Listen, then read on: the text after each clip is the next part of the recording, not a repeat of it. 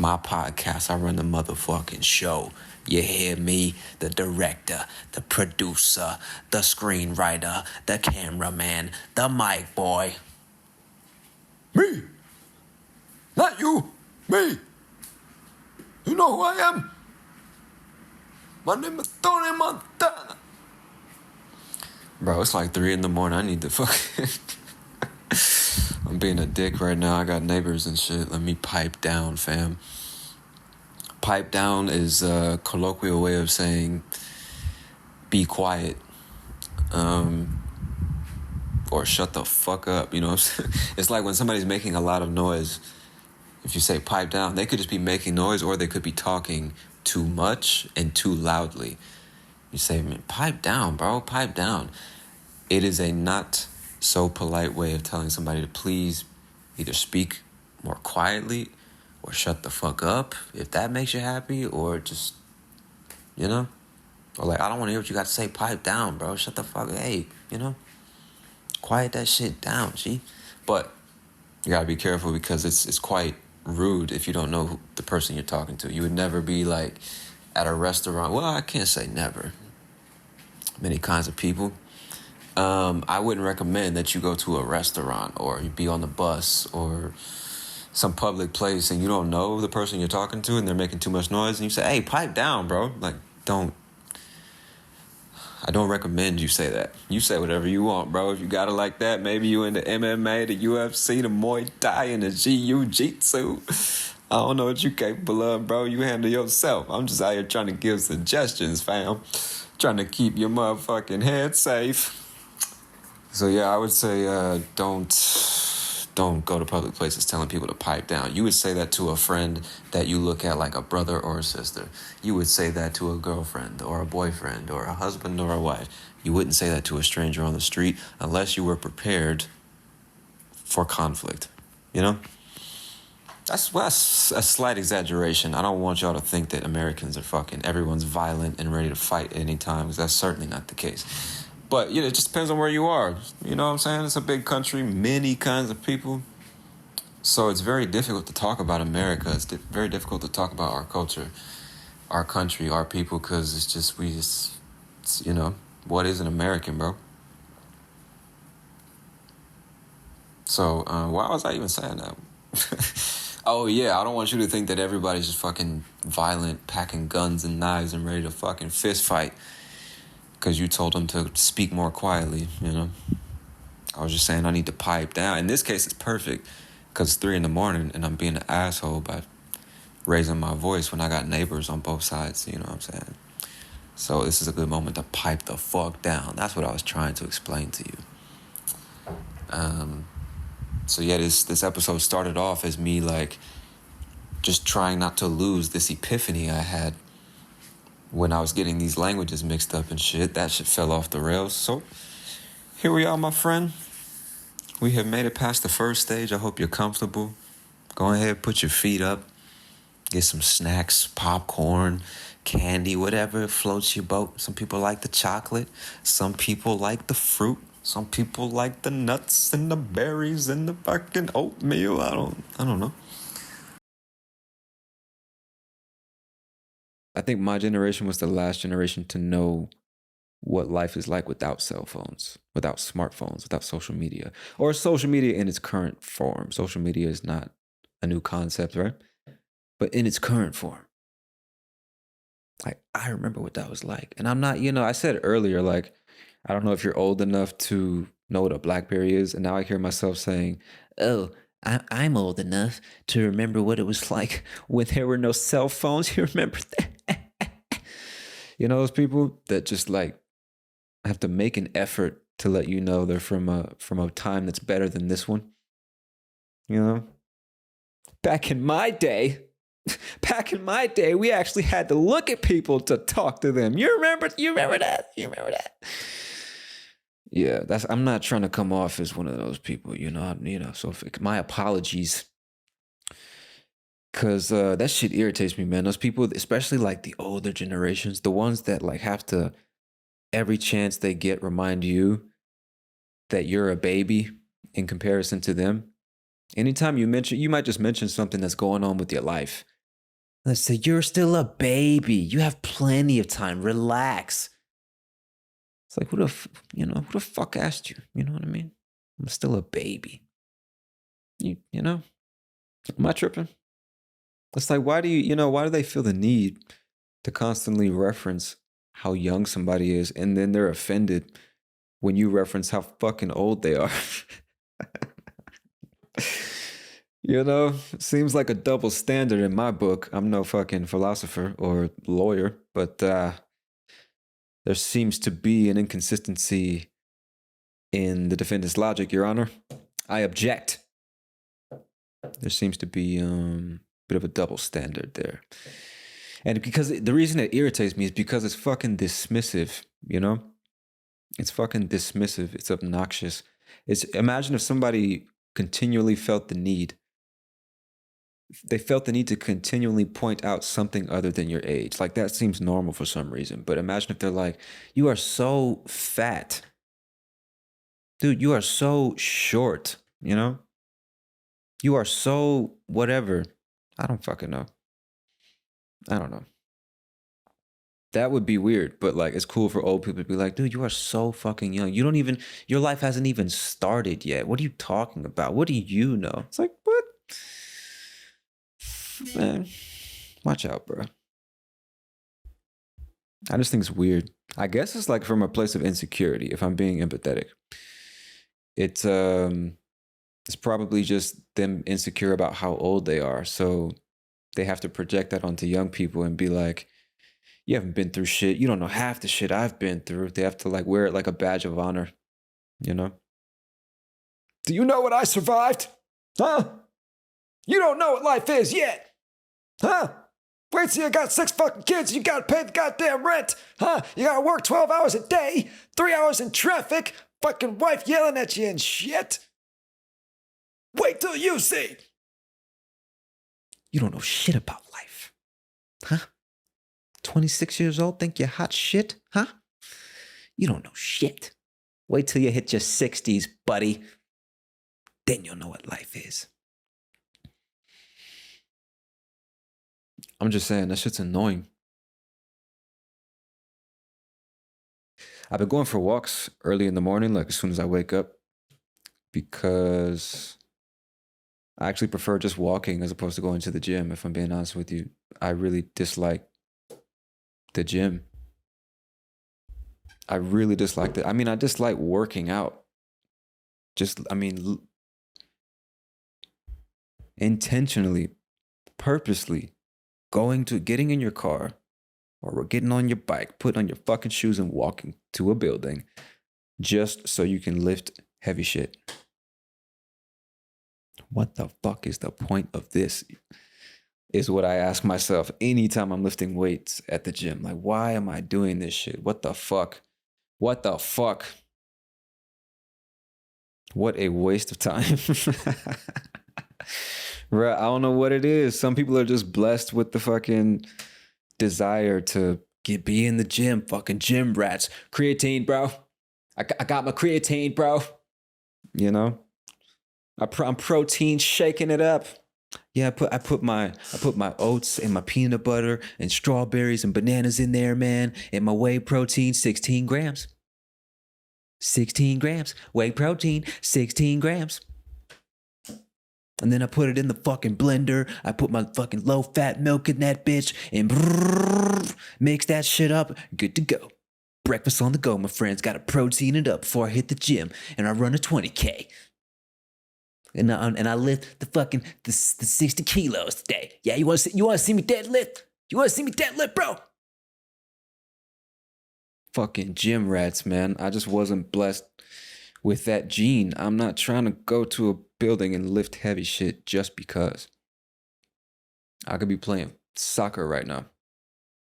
Playing fucking football. You understand what I'm saying? That's my version of exercise and working out. I would much rather play football with my friends or I really don't even play any other sports like that. I played basketball when I was younger.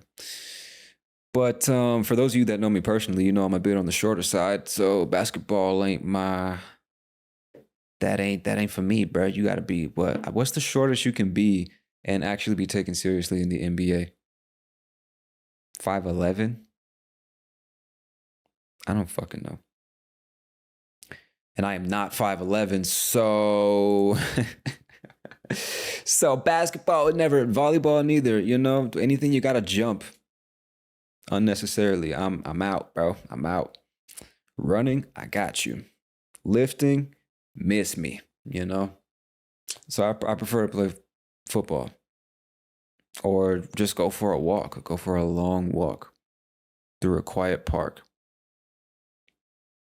Don't y'all just love it when you go to a public park and there's some fucking delightful individual who felt the need to bring an external speaker and play music that nobody wants to fucking hear? Jesus Christ. Maybe they don't do that in your country. In my country, people don't give a fuck. It's like, bro, or when you go to the beach and it's the same shit, bro. Why are you going to a public beach, cranking your music as loud as you possibly can, as if this is your private fucking island? We don't want to hear that shit, bruh. What are the chances that everybody on the beach wants to hear the same song that you're playing right now? Jesus fucking Christ. I get it if it's like 4th of July. I get it if it's fucking New Year's. You go to the beach to party! But, you know, on a Saturday in fucking April, what are we doing here, bro? Show some fucking consideration, some goddamn courtesy for your fellow man or woman, right? I don't know. That's a really interesting thing to think about because it really varies from culture to culture. I'm sure half of you listening right now were like, bro, what's the big deal? I want to play music at the beach. Nobody owns the beach. If I want to play my fucking music, I'm going to play my music. Suck a dick. Then the other half is like, yes, Tony, finally somebody understands what I'm trying to say. Why the fuck, you know, why the fuck are you bringing that shit to the beach, you know? Are you incapable of sitting alone with your thoughts, staring at the ocean like all the other depressed people here at the beach? What the fuck is wrong with you? God damn. Embrace your depression, sir. Jesus. I don't know. It's different from culture to culture, right? Some people don't give a shit and they think it's normal. Other people don't care, you know, it's like whatever. And to others, it's like, dude, I see that the same as the people who get on a public bus or train and feel the need to talk as loud as they can possibly talk to someone that is 8 inches from them. Or play their fucking music as loud as they can play it without wearing headphones. What the fuck are we doing here, bro? You know? What are we doing? What are we doing? What are we doing? I see that shit. I just want to like grab the phone, throw it out the fucking window. What's wrong with you? Now you hear nothing. Listen to the streets. You like this album? It's called Riding Through the Neighborhood with a... I'm not going to say that. I felt it getting like angrier and angrier, meaner and meaner. That's not the point of this episode. Let's keep it positive. Let's keep it positive. Let's keep it positive. I'm just saying, bro, show some fucking respect for the people around you. Headphones are not that expensive, man. Go get your ass to Walmart or whatever the equivalent is in your country. Headphones are probably $3 maximum. Plug them in, play them till your heart's fucking content. We don't want to hear that shit, you know? You get on the train, there's 60 other people in the same cabin. You don't need to talk that loud. The person you're talking to is standing right next to you. They taught us in school, use your inside voice. Right?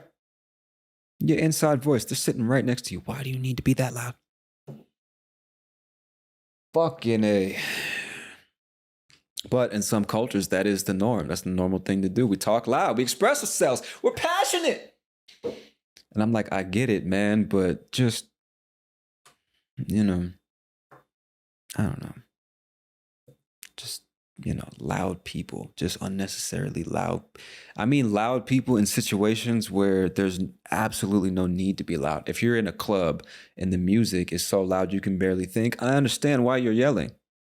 That's the only way I'm going to hear what you're saying. If we're in a fucking doctor's office, have you ever been in a doctor's office? Just by me saying those words, you immediately imagine how fucking quiet it was. I didn't even have to say anything. So we're in a doctor's office and you're talking to me like we're in a club. Why the fuck are you so loud? Tone it down 3 or 4 notches, bruh. Fucking A. Just got over an ear infection, man. You trying to blow my shit out again. I think that's much worse than actually getting out there and living life and gaining experience, because with experience comes feedback, and with feedback you can then make better choices in every aspect of life. So get out there and get some experience, man. It's good for you. And this isn't some fucking motivational speech. I hate when I get to this part of talking about nothing. I always somehow end up at this point, which is like, get out there and live your life and fucking do it. You're the best. I hate that shit. I am not a fan of motivational speeches. I'm really not. I think they're stupid. Motivational speeches are actually inspirational speeches. There is a clear distinction between those two things. Motivation comes from within. Motivation is the reason that you have for doing something. It is what motivates you. It gives you a motive or a reason to do something. But nobody else can give you that. It comes from within, right? Nobody can give you that, especially not in a speech where they're saying shit that you already know. You're powerful. You're the best. You've got the lion within you. Get out there and do it. First of all, why the fuck are you yelling is the question I always have, you know?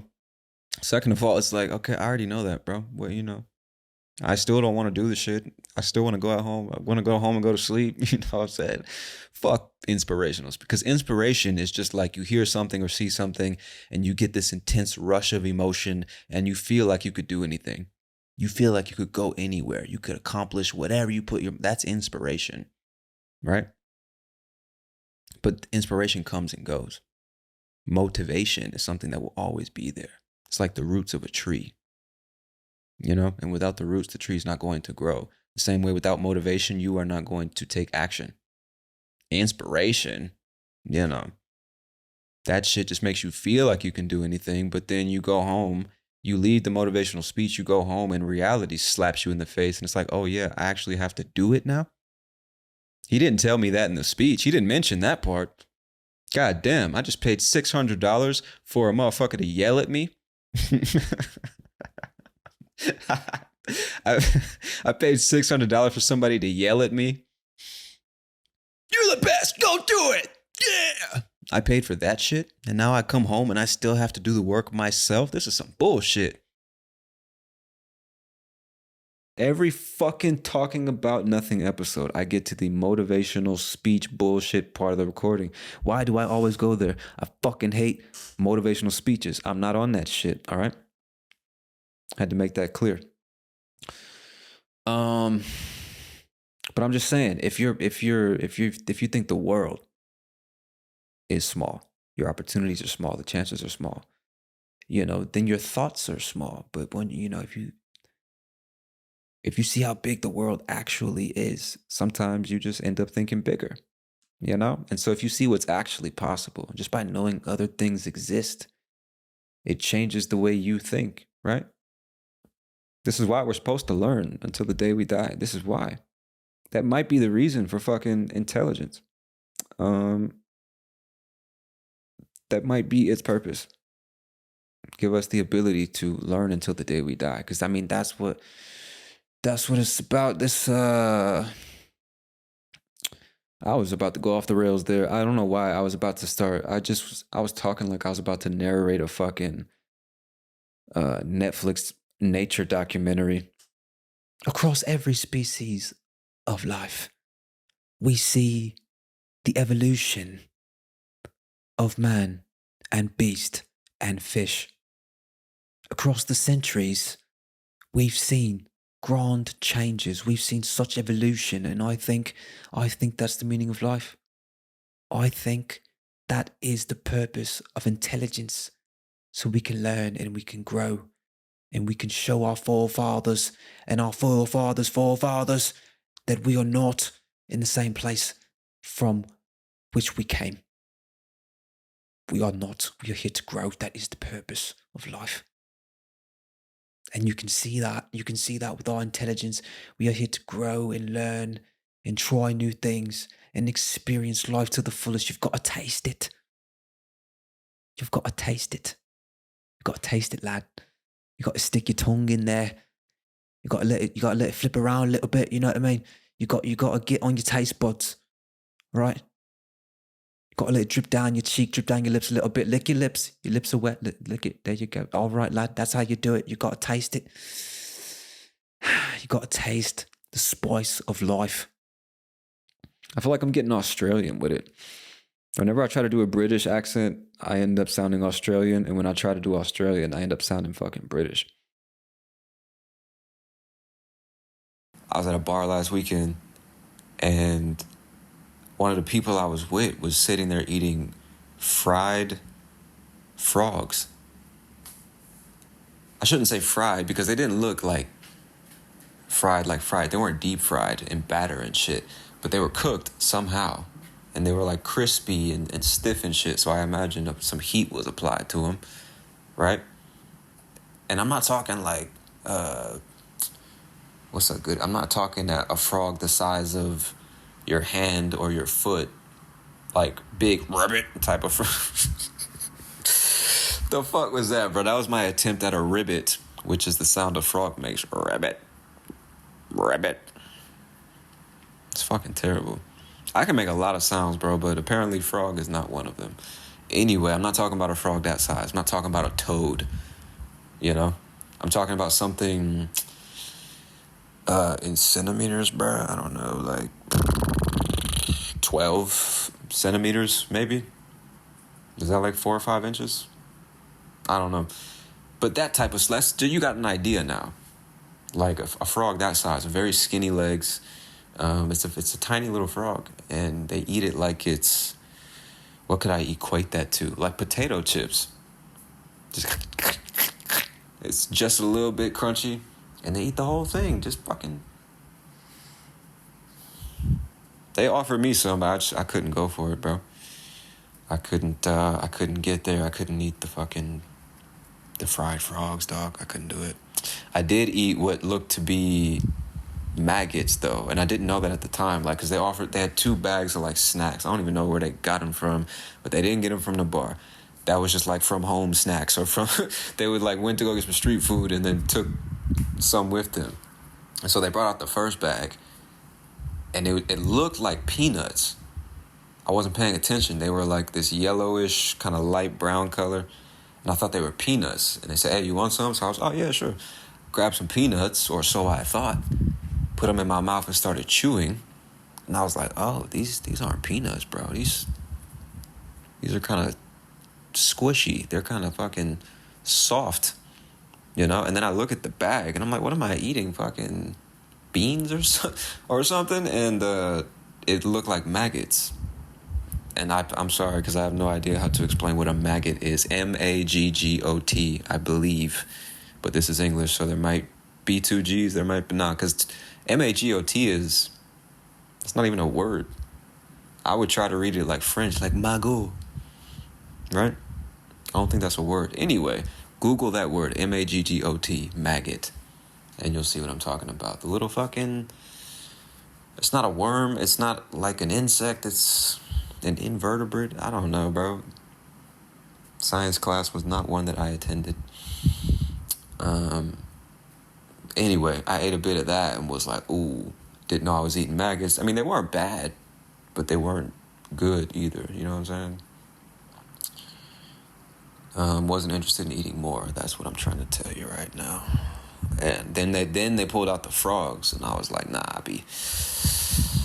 I'm gonna have to pass on that one, player. I'm cool on that one, player. Yeah, I can't do the frogs. What type of weird shit do they eat in your country? Because I gotta believe every country has some weird shit, right? Just some shit that's like, why? You don't need to eat that. Why are you eating that? For example, fried frogs. For example, maggots. Why are you eating maggots when 7-Eleven is fucking 30 meters from here, bro? Go get you a snack. Why are we eating maggots? You know what I'm saying? I could understand there's nothing else to eat. Why are we eating maggots, though? You know? But just, humble American boy trying to understand. Just trying to understand why.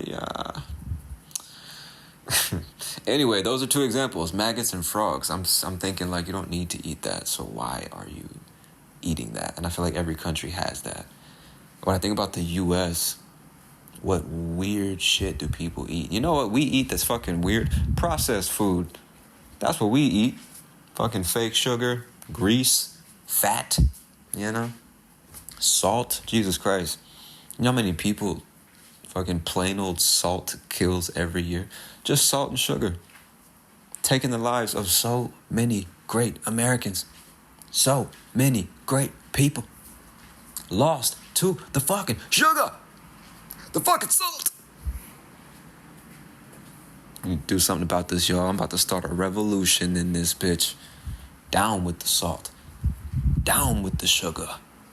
Huh? Up with those fucking omega-3s. Up with that vitamin C. And vitamin D. Huh? New World Order, folks. New fucking World Order. You heard it here first. Starting a movement. Bro. You with me? Huh? I need to know if I got your support on this, bro. I will go alone. You know what I'm saying? You know me, bro. I'll go alone. I'll face the heat. But I need to know if you with me on this, bro. I need to know if you riding or if you rolling. You know what I'm saying? What's it gonna be? Revolution. Anyway, that's what we eat in the U.S. Fucking salt, sugar, processed food, artificial meat that was produced in a laboratory, bro. Get the fuck out of here, bro. What do y'all think about that? Let's imagine a world in which you have been convinced that eating animals is in fact destroying the planet. Not trying to get controversial here. I don't give a fuck what you think or believe. I'm uneducated on the shit. I'm not trying to prove a point. Just an example. So, let's imagine you've been convinced that eating real animals is destroying the planet. You've been convinced that it's best if everyone eats meat that was produced in a laboratory. Huh? Just imagine that scenario. Are you really going to go to McDonald's, Burger King, Five Guys, In-N-Out, whatever burger shops you got in your country? Are you really going to go down there and ask for a fucking schwack burger, bro? Are you really going to go down there and ask for the fucking knockoff burger, bro? Are you really going to go down there and ask for the fucking Rudy Tooty faking fruity burger, bro? Are you really eating meat that was grown in a lab? The same way mold grows in petri dishes, Bacteria and shit. That's what you gonna do? Huh? That's what you gonna do, man. I respect it. I just can't get there. I can't get there. And to be honest with you, bro, I don't think it's... how would I word that? To be honest with you, I could honestly see many of the companies just replace... Once they get the recipe perfect, they'll just replace the meat that you buy with the fake meat. They won't even tell you. Why would they tell you?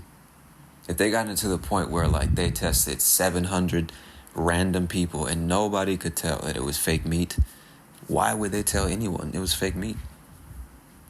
They produce it for fucking 3% of what it costs to produce real animals, and they make 97% more profit. Why would they tell anybody? All they're gonna do is piss a bunch of people off, Start a fucking war. I know some people that would start a war over meat.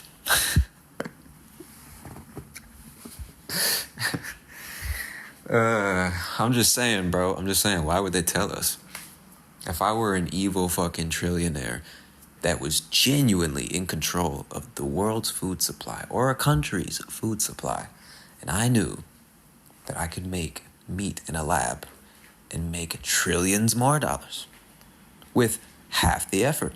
Why the fuck would I tell people that I'm doing that? You know? If they're not gonna know either way. So that's what I'm asking you to consider, bro. How do you know the meat you're eating right now is not fake? How do you know we're not in a simulation, bro? How do you know you're not a fucking sim on somebody's computer in a different dimension? Huh?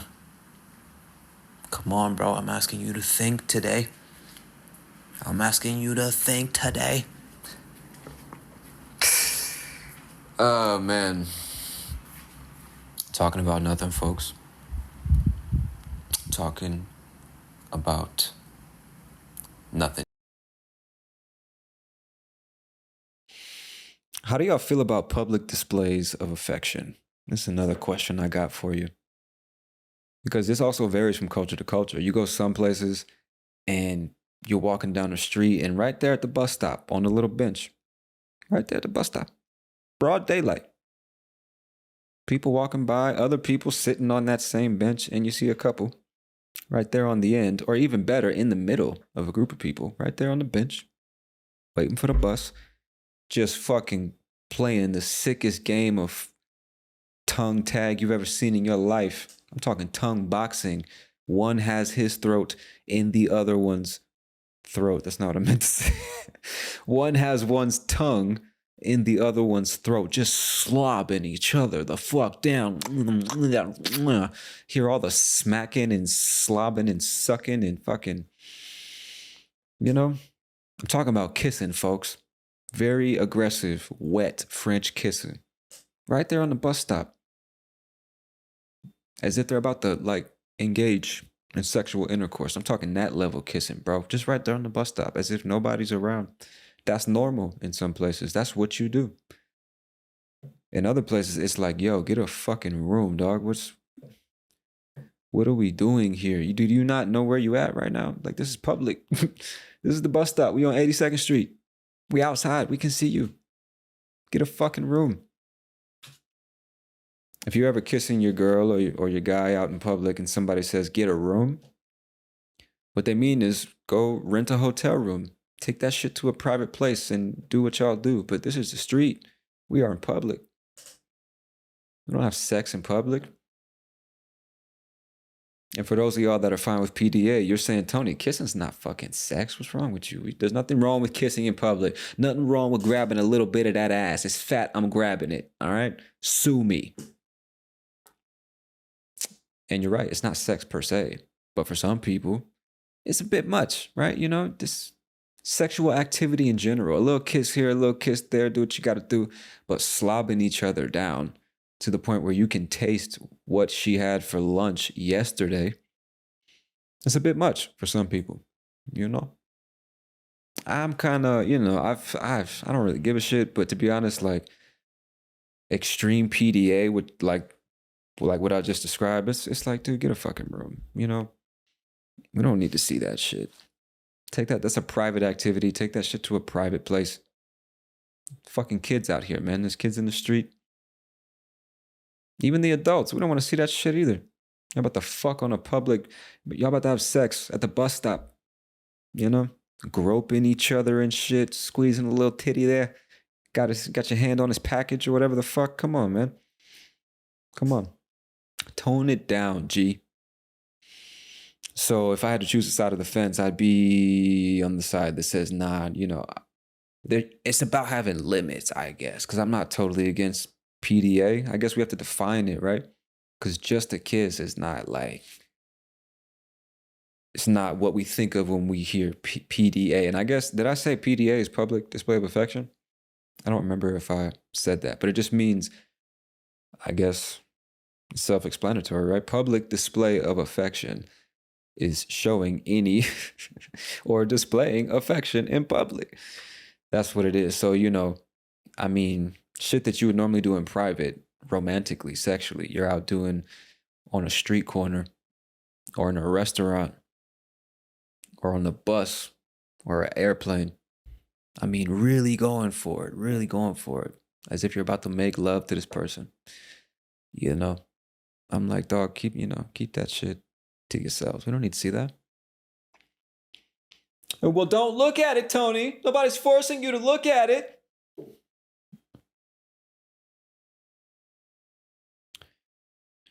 Anyway, what do y'all think? I'm currently getting over an ear infection, if you can believe it, man. I don't know if you've ever had an ear infection, but goddamn, they are not fun. They are not pleasant. They are not enjoyable. They are not anything that you would want to experience in life, unless you just enjoy pain, unless you just enjoy migraines and dizziness and the inability to do pretty much anything, man. I mean, it's horrible. And you know what the craziest part about it is? It all started with a simple shower. Because the apartment I'm currently in, when I first got here, there was no hot water in the shower. And maybe that's normal where you're from, but for me, that is a very strange thing indeed. I mean, no hot water in the entire apartment, to me, is strange. But the owner of the Airbnb was nice enough to install some hot water in the shower. And I was actually, it's crazy because I was taking shower. I started going to the gym more for the hot showers than for the exercise and benefits to my physical health. Can you believe that? So I was taking showers at the gym. Then a week went by, she installed the hot water in the building. And my first fucking hot shower in this apartment, some water got into my ear. And I didn't think much of it. Usually, sometimes water gets into your ear when you're in the pool, you're in the shower, it's normal. And then you kind of have to jump up and down and shake your head a little bit, try to get the water out. And that's what I was doing, but the water wouldn't exit my ear. And I said, okay, no big deal. I'll get it out eventually. Like, no biggie, no problem, right? Right? Wrong, my friend. Fucking wrong. Fucking wrong. I woke up the next morning with the migraine of my fucking life. I mean, it was so bad. I literally felt like I got hit by a train or something like that. It was debilitating, bro. I'm talking about the type of headache, the type of migraine where it hurts to think. You know what I'm saying? It was hard to get out of bed. It was hard to think. It's hard to talk. Couldn't do shit. Couldn't do shit, bro. And I had some pain medication, and I don't know if all pain medications are like this, but usually you need to eat something before you take it. Otherwise, it's going to fuck your stomach up and you'll throw up. At least that's what happens to me when I take strong medication. So I knew I had to eat before I could take the medication, but I couldn't even get out of bed to get some fucking food. So I just went back to sleep, slept the whole day, didn't get up till like 4 or 5 p.m. And what's strange is after like 7 or 8 in the evening, I felt no pain. It was as if nothing had ever happened. My ear was still a little bit clogged and it was kind of hard to hear, but there was no pain. So I'm thinking, okay, it's over. Fucking finally. Just a bad day. No worries, right? Wake up the next day. The pain was even worse.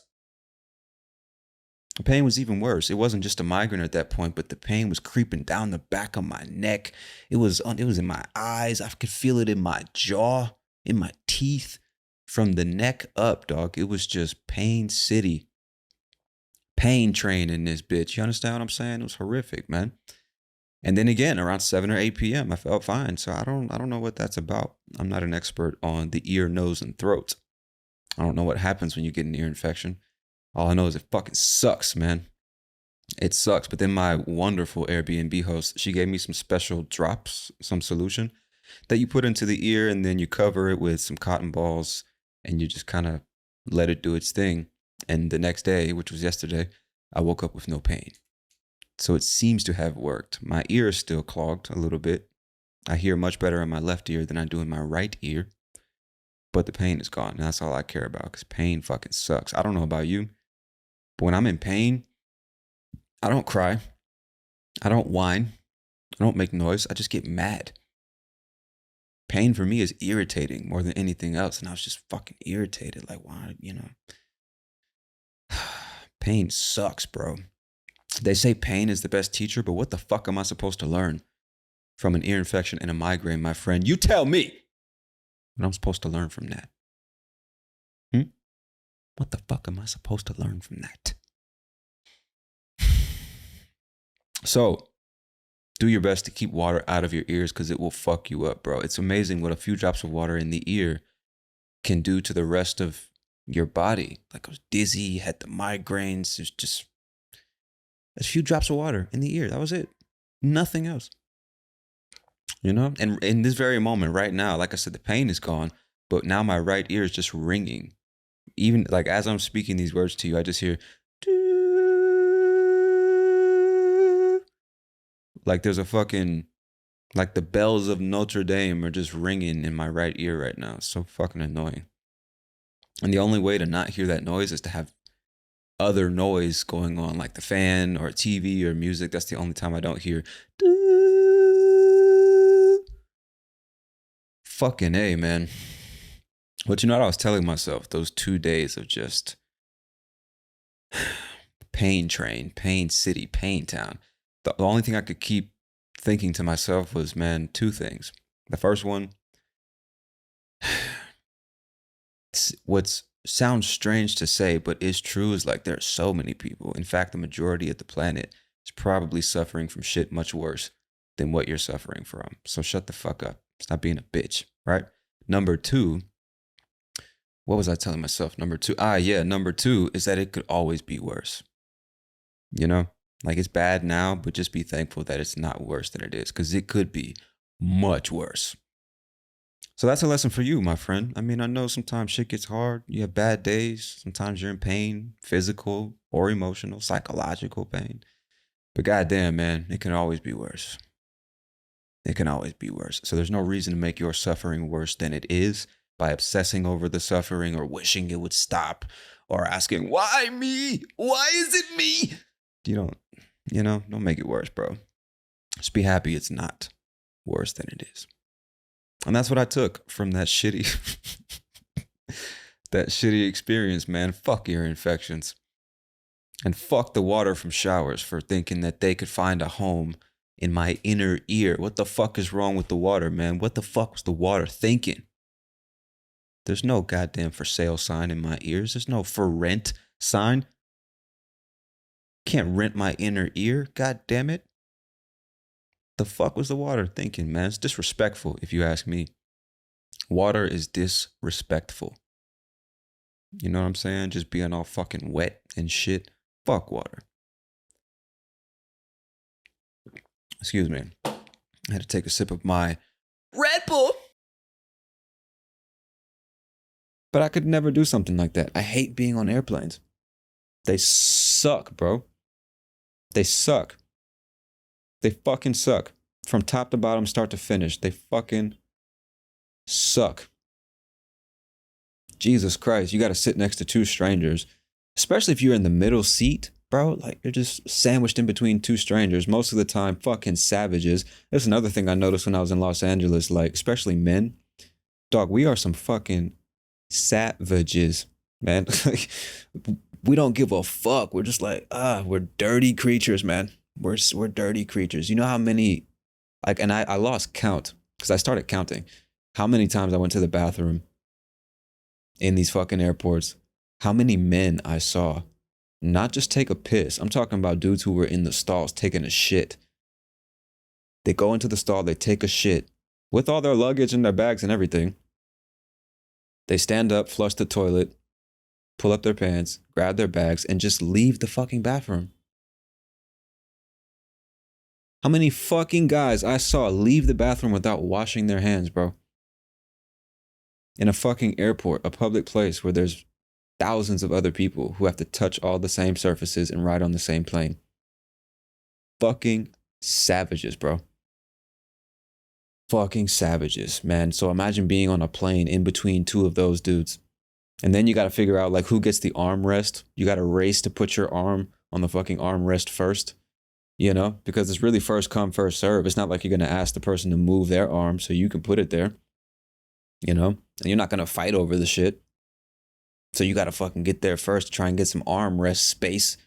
You can try to relax on this airplane seat that's too fucking tiny. No leg room. Can't even lean back properly. The seats are like this hard leather that doesn't feel comfortable to sit on.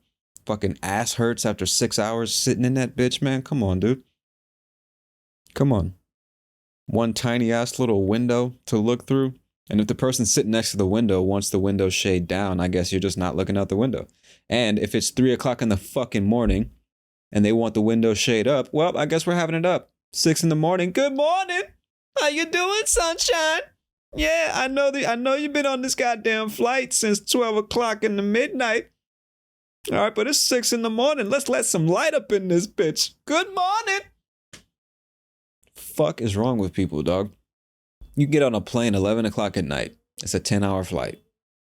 5, 6 o'clock in the morning rolls around, and this asshole just needs to lift up the window. It's pitch black on the airplane. It's dark. Everybody's asleep, as they should be. This fucking asshole needs to lift up the window shade because he's never seen clouds before. You know? Tom Segura had a bit about that in one of his comedy routines. I just thought about that now. But it's like real shit. This motherfucker acts like he's never seen clouds before.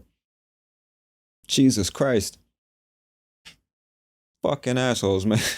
I hate being on airplanes. I think it's because being around a bunch of other individuals who also have their own wants and needs.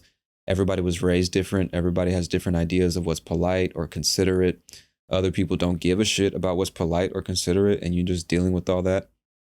Plus being in a seat that's too fucking small and uncomfortable for an extended period of time. And this metal death trap flying through the air at 500 miles an hour. 35,000 feet above the surface of the earth. I remember I had a panic attack on an airplane one time. I can't remember how old I was, though. I must have been 19 or 20 years old. This was a while ago. Flying from California back to Georgia. I went to visit my dad.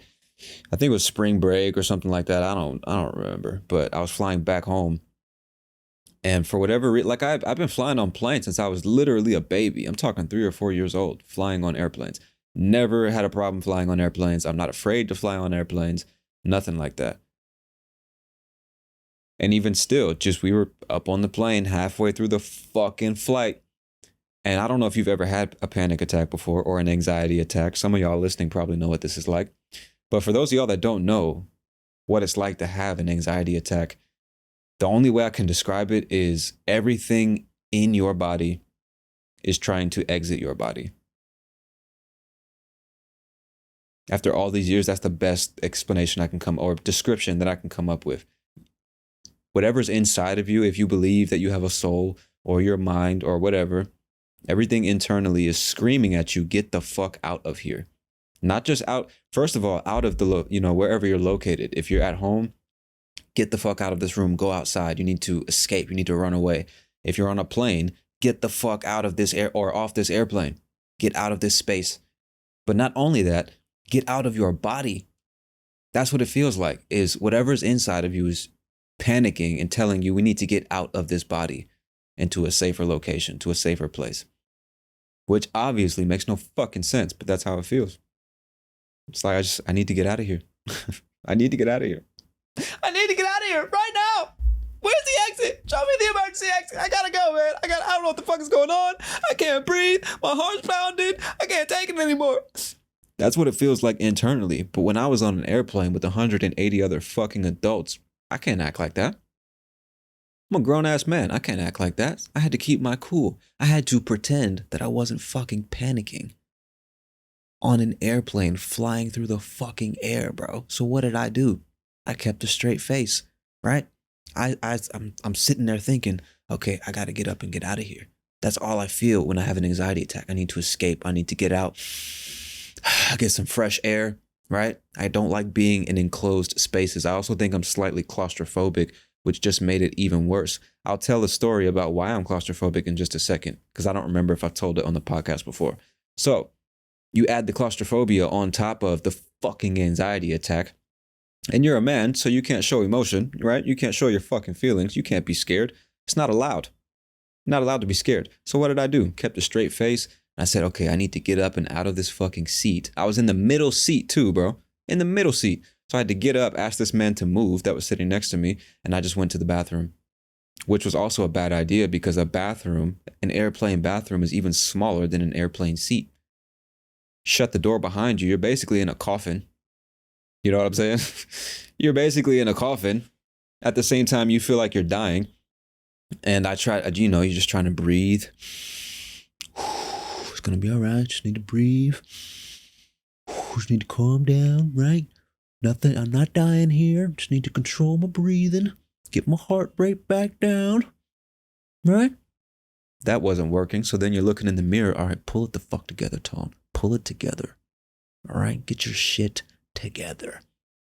Which goes to show you how I was parented. If that's how I talk to myself when I'm in distress. The same way my parents talk to me. Pull your fucking shit together. Fuck is wrong with you? I'm joking. But yeah, I'm just trying to pull my shit together in the fucking airplane bathroom, and it's not working. So then I'm like, okay, I need to get out of this bathroom because this even smaller space is not helping right now. But I didn't want to go back to my seat because that's where the panic started. So then I ended up, I don't know if you've been on an airplane before, but typically between the airplane bathroom and the beginning of the rows of seats, there's this little space where the emergency exit is. So I just stood there. Like a fucking lunatic. Dude, the entire plane, everybody is looking forward. And guess what? Guess what they're looking at? Me. It's like, why is he just standing there? Okay, he just came out the bathroom. You expect him to go back to his seat. Why is he just standing there? And of course, I don't know what they were thinking, but naturally, if you're looking forward, you're just looking at the front of the plane. There's nothing there. But if a person is standing there, just because we're curious creatures, we're going to look at this person and see what the fuck is he doing? So everybody that was awake at some point or another was just looking at me. And I'm fucking panicking on the inside and I can't show it. I'm just like, just breathing. Just looking around the plane, looking out the window, trying not to lose my shit. 35,000 feet above the fucking Earth's surface, flying through the air. And eventually a flight attendant came walking down the aisle and she stopped. I mean, the sweetest lady, man. I'm so glad that she was working that day because she was so sweet. She stopped and said, "Is everything all right? You okay?" I said, "Yeah." I said it just like this. I said, "Yeah, I'm just having an anxiety attack." I swear to God, I said it just like that. Just like that. I tried to just let it out calmly, just in this matter of fact way. "Yeah, I'm just having an anxiety attack. I'm fine." Oh man. And she luckily, like I said, she was a really nice lady. And she's like, "Oh man, that's too bad. You can I do something for you? You okay?" And I just said, "Yeah, if it's okay, I would just like to stand here, breathe for a little bit. I'll be fine. I just, don't want to go sit back in my chair until I calm down a little bit." She said, "Okay, well, you're not supposed to be standing here, but given the situation," I'm paraphrasing at this point. She said, "You're not supposed to be standing here, but given the situation, you can stand here for a few minutes and I'll be back to check on you." I said, "Okay, thank you so much. I appreciate it." So then she went about doing her job, serving drinks and helping other passengers and shit. And then other people because I was standing there for like a good 8 to 10 minutes, bro. A good 8 to 10 minutes on an airplane when I'm supposed to be in my seat. And of course, other people are getting up to go to the bathroom every once in a while. And like 2 or 3 people, I think like 4 or 5 people got up and went to the bathroom during that time. 2 or 3 of them stopped and asked me like, "Hey, you okay, man? Like, what's going on?" I was like, "Yeah, I'm just having an anxiety attack." You know what I mean? Just as if I'm like fucking, yeah, just, getting some fresh air. I said it like that. "Yeah, just getting some fresh air, taking in the sights, living the dream. I'm living the dream." Yeah, just having an anxiety attack. Like, "Oh, damn. All right. Well, I hope you feel better, man." I'm like, "Yeah, thank you. I appreciate. I hope so too. I hope so too." And so after like 8 or 10 minutes of that, the same flight attendant, she went to another flight attendant who was on the plane but not working that day, and told her the situation. And then she came back to me and said, "Listen, this flight attendant here, she's off duty, which means that she's not working right now. And she said, if you want, you can go and sit with her and she'll, at least try to like talk to you, keep you focused on something other than this fucking panic attack that you're having." And so I went back and sat next to her and we talked for like the next 2 hours. So I don't remember her name, but shout out to both of those flight attendants because they really helped me out when I was panicking on a fucking airplane with 2.5 hours left on the flight, mind you, in between California and Georgia, dog. It was just the worst. It was the worst. I feel like such a fucking, I feel like such a bitch in that moment. You know what I mean? It's like, bro, pull it together. Pull it the fuck together. What is wrong with you, bro? Anyway, ever since then, You know, I haven't had another well, actually that's a lie. I thought I was going to be afraid of flying on planes after that, but I really wasn't. I was just expecting to have anxiety attacks every time I got on a plane after that. Because I didn't know what caused it. You never really know what causes an anxiety attack. It just comes whenever it wants to come. At the worst moment most of the time, you know? And you always know when it's coming because you'll just be chilling, living your fucking life, trying to enjoy your existence, and then your fucking brain is just like, hey, what's up, guy? I know you're enjoying your day right now, but I'm going to throw you into a full-blown panic. Would you like that? Would you like to lose your shit and feel like you're about to die? Would you like that? Would you like that, motherfucker? There's always that moment of hesitation when it comes. You just, you know, like internally just feels like, you know, in the movies when the car screeches to a stop, like, that didn't sound like a car stopping, did it? That sounded like nails on a chalkboard or some shit, but you know what the fuck I'm talking about. I did it again. Sounds like nails on a chalkboard. Why can't I make tire screeching sounds? You know what the fuck I mean, right? When the car stops abruptly and the tires skid across the pavement and make that sound, that's what it feels like internally. And it's like your brain just calls your attention to the fact that something is wrong. And in that moment, you hesitate and you feel like something's wrong and you don't know what it is and you just immediately go into panic. But what I learned how to do after that panic attack on the plane was just breathe. That's the only problem. Nothing is wrong. You're not dying. There's absolutely nothing wrong. You just need to breathe. Just breathe deeply, pick a spot on the wall, something a decent distance away from you. Just look at it and just breathe. Focus on nothing but your breathing. Do that for 30 to 60 seconds and you'll be fine, bro. It just goes away. You just have to consciously remind yourself, I'm not dying. Nothing is wrong. There's no reason to panic. I just need to breathe. Just fucking breathe. Just fucking breathe. Just control your breath. You're not dying. All right? Pull it together. Do not make a fucking ass of yourself in front of all these people. All right? Pull it together. Okay? That's all you got to do. Just breathe. So after that, I mean, I've definitely had a couple other moments on planes. Actually flying from Colombia to the US, I had a moment where my brain tried to go into panic, but I was like, not today, motherfucker. I got some breathing exercises, bitch. Isn't that is that not a pet peeve of yours, bro? Just the type of person who will you ask them a yes or no fucking question and they will give you a 7-minute answer.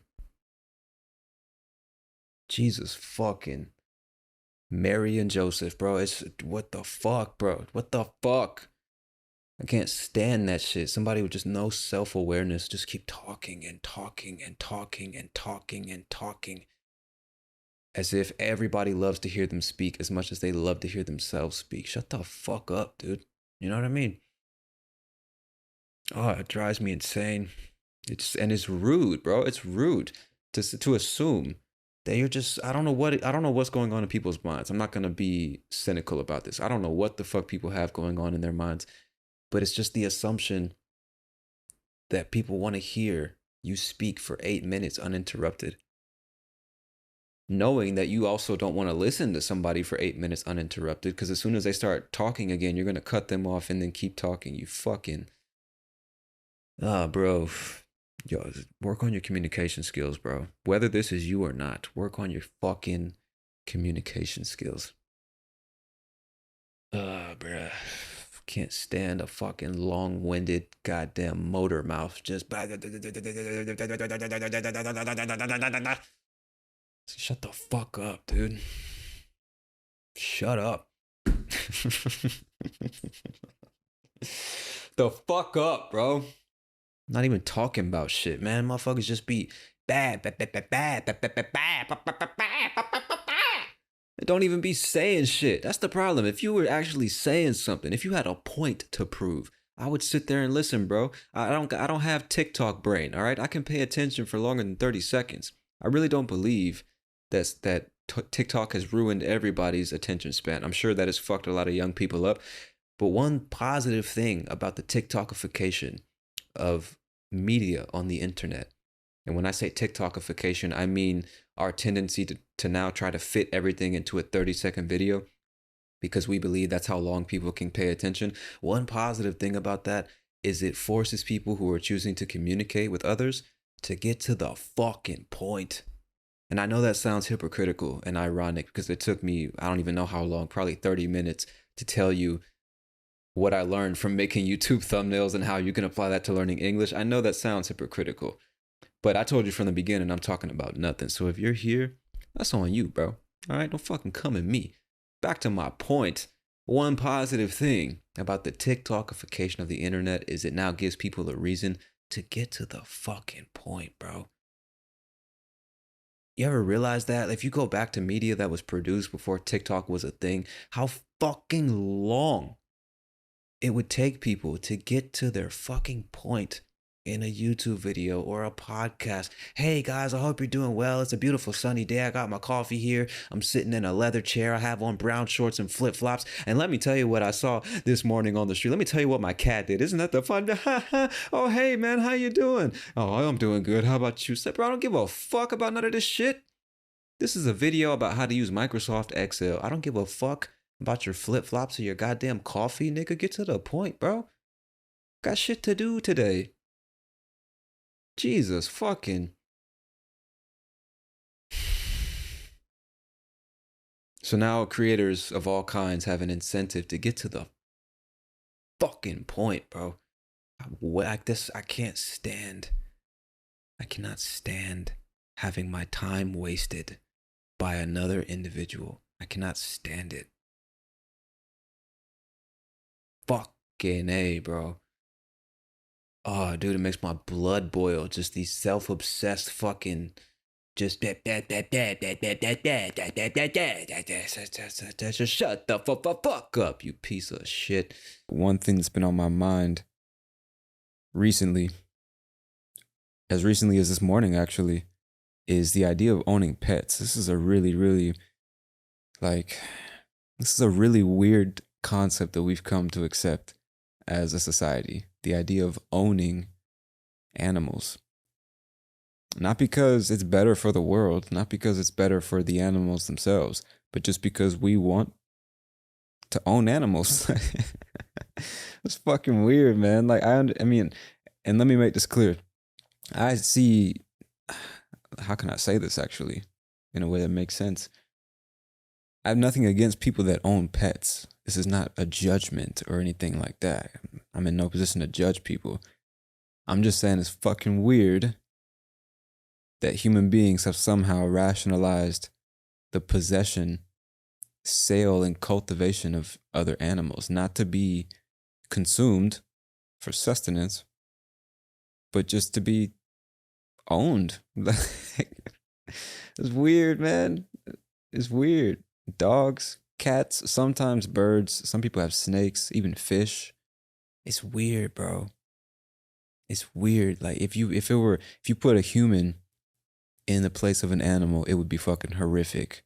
Laws were created to bar people from doing that kind of thing, right? Slavery is wrong. We cannot own other human beings. Every human being is created equal, at least in theory. But since it's animals, and very specific animals too, like, you know how people actually, isn't it funny? Before I get to that, I don't know if you can hear this. I don't know if my microphone is picking up this noise.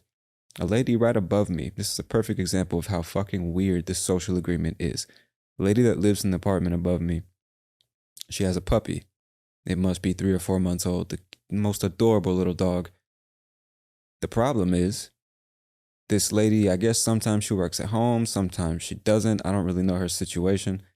All I know is that while she's either working at home or for hours upon hours during the day when she's not at home, she locks this puppy in her bathroom.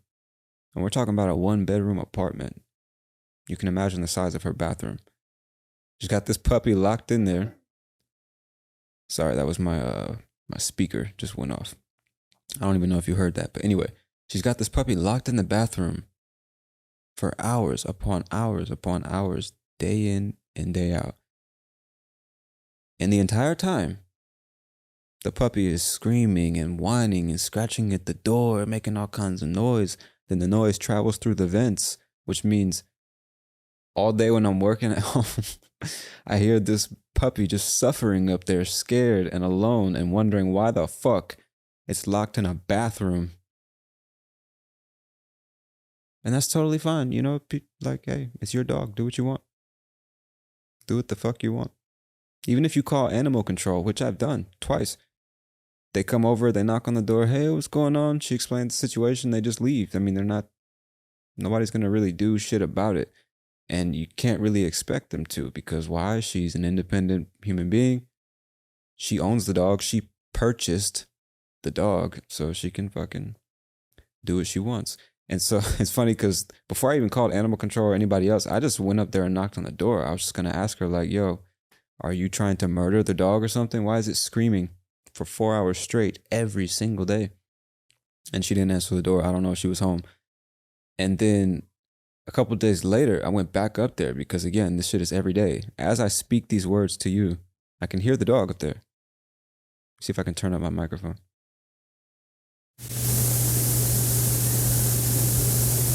Can you hear that?